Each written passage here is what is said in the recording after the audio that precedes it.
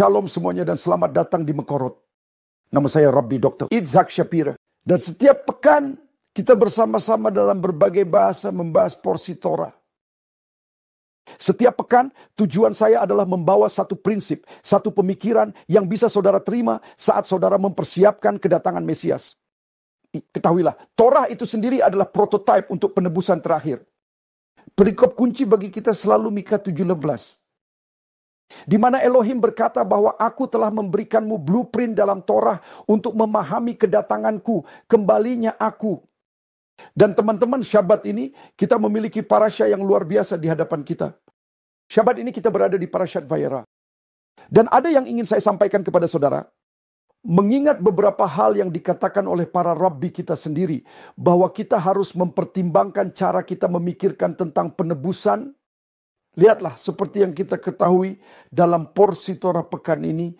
Musa sendiri yang datang kepada Bani Israel.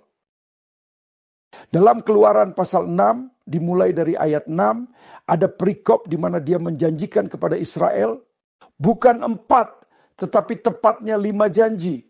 Dan janji-janji itu datang langsung dari mulut Elohim. Dia memberikan janji-janji itu kepada mereka. Dia mengatakan bahwa Elohim ingin menyelamatkan mereka. Dan Elohim ingin membawa mereka, Elohim ingin membebaskan mereka, dan seterusnya. Tapi entah kenapa Bani Israel justru menolak janji indah yang diberikan oleh Elohim sendiri. Pertanyaannya adalah, kenapa? Kenapa orang-orang menolak janji dan perjanjian serta hal-hal yang Elohim katakan bahwa dia ingin dan rindu melakukannya? Ini adalah pertanyaan penting untuk ditanyakan. Tapi sebelum kita menjawab pertanyaan ini, kita harus melihat bagaimana porsi Torah ini dimulai. Dalam Keluaran pasal 6 dimulai dengan kata-kata, katakanlah kepada Bani Israel, Ani Adonai. Ini adalah kata yang penting. Dan Ramat, Rabbi Moshe David Vali menjelaskan bahwa kata-kata Ani Adonai yang berarti aku adalah Adonai memiliki makna yang sangat dalam. Itu artinya akulah Adonai yang tidak hanya ingin membebaskanmu. Aku memiliki kerinduan. Dan Ramat mengatakan, aku menginginkan dan menyerukan kepadamu untuk menerima keselamatanku dan mempercepat keselamatanku. Ketahuilah, kebanyakan orang percaya beranggapan bahwa keselamatan adalah sesuatu yang ingin dilakukan Elohim pada suatu saat di masa depan. Tapi itu tidak benar. Dalam porsi Torah pekan ini kita membaca tentang awal mula kisah Keluaran. Dalam Kejadian pasal 15, Abraham melihat sebuah mimpi. Dan dalam mimpi itu dia melihat keturunannya yang akan berada di Mesir selama 400 tahun. Bacalah sendiri dalam Kejadian pasal 15. Tapi jika saudara melihat perhitungan secara spesifik tentang berapa lama Bani Israel berada di Mesir, itu bukan 400 tahun. Teman-teman, sebenarnya sekitar sedikit lebih dari 200 tahun. Tunggu sebentar. Elohim berkata kepada Abraham keturunannya akan berada di Mesir selama 400 tahun. Tapi ternyata mereka hanya berada di Mesir selama 200 tahun. Apakah penglihatan itu salah? Justru sebaliknya, Elohim bersedia dan mampu mengirimkan keselamatan dan dia ingin mengirimkan keselamatan lebih cepat. Banyak dari kita hari ini melihat hal itu dalam parasha ini.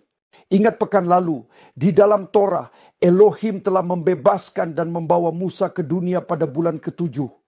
Dia bukan bayi yang lahir cukup bulan 9 bulan, tetapi dia sebenarnya hanya dikandung selama 7 bulan.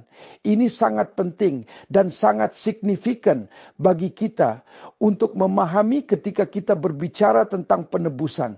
Elohim selalu ingin membawa penebusan lebih cepat. Dan di sini Ramat mengatakan bahwa kata Ani Adonai berarti bahwa dia ingin membawa penebusan kepadanya sekarang. Nah, dengarkan sejenak apa yang dinyatakan Ramat tentang ini. Dia mengatakan, tapi juga diketahui bahwa kesusahan besar, kesengsaraan besar, yaitu masa piramida dan perbudakan orang Yahudi adalah sebuah gambaran. Dan itu adalah prototipe dari masa yang kita sebut kesusahan Yakub dalam kitab suci. Dia mengatakan bahwa masalah terbesar Israel bukanlah fakta bahwa mereka berada dalam perbudakan fisik. Ini luar biasa, teman-teman. Bukan fakta bahwa mereka berada dalam perbudakan fisik di Mesir, tetapi lebih kepada mereka memiliki kuk yang disebut klipah. Ini adalah istilah yang akan sering saudara dengar saya ajarkan kepada saudara. Mari kita pahami apa itu klipah. Klipah adalah sebuah kuk. Ini adalah beban, tapi bukan beban secara fisik. Ini lebih merupakan beban spiritual yang ada pada mereka. Apa yang dijelaskan oleh Ramat adalah bahwa kuk sebenarnya dari Bani Israel adalah kuk yang secara spiritual menghentikan mereka dari menerima penebusan. Saudara lihat Musa datang dan dia berkata kepada mereka, "Hei, aku memberikan janji-janji ini atas nama Elohim. Aku ingin membawamu keluar. Aku ingin membebaskanmu." Sebenarnya 4 janji yang dia berikan dan 1 janji tersembunyi mewakili 4 janji dari Mesir. 4 janji Paskah. Saat kita merayakan Paskah, kita mengangkat cawan anggur kita 4 kali selama seder Paskah dengan penuh sukacita. 4 kali kita melakukannya. Itu mewakili 4 janji yang telah Elohim berikan kepada kita. Ketahuilah, pada kenyataannya kita sedang membuat perbaikan untuk ke-4 janji tersebut setiap kali kita merayakan Paskah. Tidak semua generasi telah mendengarnya, tetapi generasi kita hari ini bertanggung jawab. Dan pada dasarnya ketika kita ikut serta dalam seder Paskah, kita berkata, "Kami mendengarmu Elohim, dan kami siap menerima janji-janji itu." Simak yang dikatakan Ramat. Dia mengatakan di sini bahwa beban sesungguhnya yang mereka tanggung adalah merenggut jiwa mereka, merenggut harapan dan ekspektasi mereka dari jiwa. Sampai pada titik di mana mereka tidak mampu menerima apa yang disebut cahaya abadi, cahaya surgawi, cahaya kudus yang dibutuhkan oleh kita masing-masing sebelum kita menerima keselamatan. Sungguh perkataan luar biasa untuk kita baca, untuk dipertimbangkan dan diterima hari ini agar kita bisa menerima keselamatan. Tidak cukup hanya mendengarkan janji-janji Elohim, tetapi memahami bahwa Elohim ingin melakukan hal-hal itu hari ini. Dalam Mazmur 95 ayat 8, Elohim sendiri berkata, "Aku akan datang kepadamu hari ini jika kamu mendengarkan suaraku. Aku akan kembali hari ini jika kau bersedia menerimanya." Dan hal yang menghentikan kita untuk menerimanya adalah yang disebut dalam bahasa Ibrani klipah. Itulah istilah yang sebenarnya harus kita hadapi dan kita lawan di hari-hari mendatang. Yang merupakan celah antara apa yang mata kita lihat dan apa yang kita sentuh dan apa yang kita rasakan terhadap hal-hal yang terjadi di surga. Elohim berkata kepada mereka di surga, "Hei, ini terjadi, sudah selesai, aku menyertaimu, aku akan menjaganya." Tetapi dikatakan dalam ayat tersebut bahwa mereka tidak mampu menerimanya, dan dalam bahasa Ibrani dikatakan mereka tidak mampu menerimanya karena mereka kekurangan roh. Dalam bahasa Ibrani, istilah kekurangan roh ini adalah kata-kata kotzer ruach. Secara harfiah berarti kekurangan napas, kekurangan roh, dan kekurangan roh kudus. Seseorang yang berjalan tanpa Roh Kudus tidak bisa menghadapi dan menerima keselamatan. Dia akan kehabisan napas. Dalam bahasa Ibrani, ungkapan kotser ruach ini adalah kata yang sama yang kita gunakan untuk kata asma. Bukan sembarang asma, yaitu asma spiritual yang akan menghentikan kita. Ketahuilah, klipah tersebut adalah klipah yang membuatmu fokus pada apa yang dilihat matamu, ketimbang apa yang sedang dilakukan oleh roh. Roh sedang bersiap-siap untuk penebusan. Dan Elohim berkata di dalam ayat tersebut, "Aku akan membawamu keluar dari kuk Mesir." Dan kemudian dikatakan, "Aku akan menyelamatkanmu." Saudara lihat perbedaannya? Dia tidak mengatakan, "Aku akan menyelamatkanmu." Dan "Aku akan membawamu keluar." Dikatakan sebaliknya. Dikatakan, "Aku akan membawamu keluar," yang dalam bahasa Ibrani adalah kata hodzi etcha. Hodzaiti adalah kata Ibrani yang secara harfiah berarti aku akan membawamu keluar dari sesuatu. Setelah aku membawamu keluar, aku akan menebusmu. Saudara lihat, karena pertama-tama agar bisa ditebus, seseorang harus dikeluarkan dari pikirannya sendiri sebelum mereka dapat mengalami penebusan secara fisik. Torah pekan ini, saudara-saudara, hadir untuk mengajarkan kita prinsip yang sangat penting. Dan inilah prinsip pentingnya.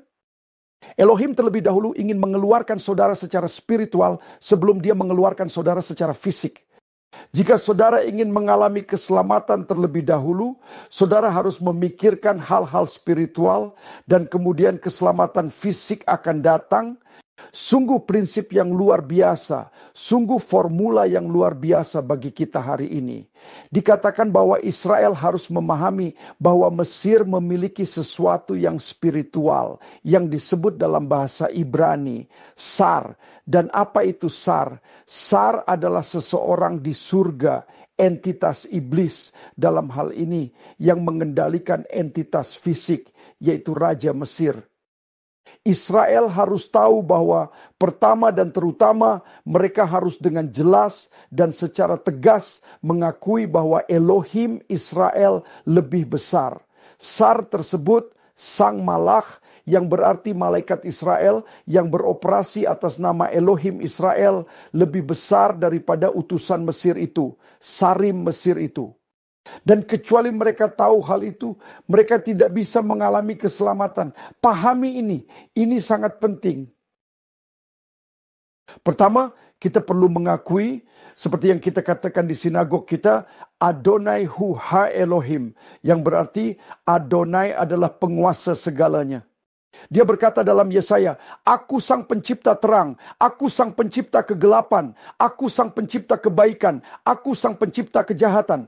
Semua hal diciptakan oleh Elohim, semua hal pada akhirnya dikendalikan oleh Elohim. Dan ini adalah hal yang harus kita pahami. Dan dia berkata, aku menebusmu dengan lengan yang terentang. Ungkapan lengan yang terentang ini dalam bahasa Ibrani, bezroah netuyah. Dan juga dengan penghakiman yang besar. Ini penting bagi kita. Dikatakan di sini, Ramat menjelaskan, ini adalah rahasia dari kekuatan surgawi. Seperti yang harus kita pahami. Artinya sama seperti aku tidak berhenti, kamu juga jangan berhenti. Jangan setengah-setengah. Aku sedang mengulurkan tanganku. Kamu juga harus begitu. Inilah rahasia dan inti dari porsi Torah kita hari ini.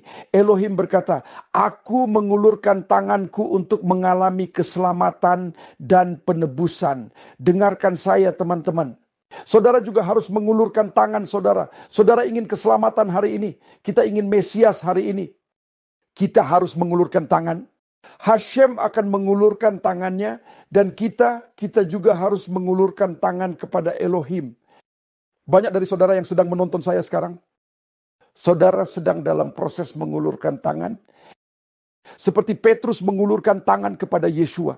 Saudara harus mengulurkan tangan kepada saudara-saudara Yahudi kita hari ini dan berkata, jadilah bagian dari keselamatanku. Dikatakan dalam Zakharia 8 ayat 23 bahwa pada hari-hari terakhir 10 orang non-Yahudi akan memegang sit-sit Yahudi. Nah, apa itu? Itu berarti mereka mengulurkan tangan. Itulah yang dikatakan oleh Torah. Hashem berfirman, betapa dahsyatnya Elohim kita. Ya, dia berkata, aku mengulurkan tangan, belajarlah dari Elohim. Dia dalam kerendahan hatinya mengulurkan tangan untuk kita. Seberapa besar lagi kita harus mengulurkan tangan kepadanya. Sungguh hal yang luar biasa. Dalam bahasa Ibrani, ini disebut Etzba Elohim, yang berarti jari Elohim. Sentuhlah jari Elohim. Sentuhlah keselamatan hari ini. Inilah perbedaan antara kekristenan dan Yudaisme. Kekristenan ingin Elohim datang dan melakukan segalanya untuk mereka sambil bersantai berkata, Elohim pulihkanlah segalanya. Tapi itu bukanlah model keselamatan. Apakah saudara ingin keselamatan? Ulurkan tangan. Ulurkan tangan untukku. Saat engkau mengulurkan tangan, aku berjanji padamu, Elohim berkata, aku akan mengulurkan tangan kepadamu dan aku akan menghakimi. Aku akan mengirimkan keselamatan kepadamu di hari-hari terakhir itu.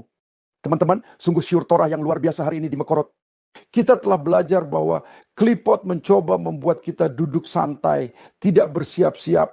Tetapi cara saudara bersiap-siap adalah dengan melakukan hal ini. Menggapai Elohim, memanggil surga. Mazmur 121. Aku melayangkan mataku ke gunung-gunung. Dari manakah akan datang pertolonganku? Pertolonganku datang dari Elohim. Ulurkan tanganmu kepadanya. Panggillah dia. Dan saya berjanji kepada saudara, keselamatan lebih dekat daripada yang dapat saudara bayangkan bagi saudara dan saya, dan bagi seluruh Israel.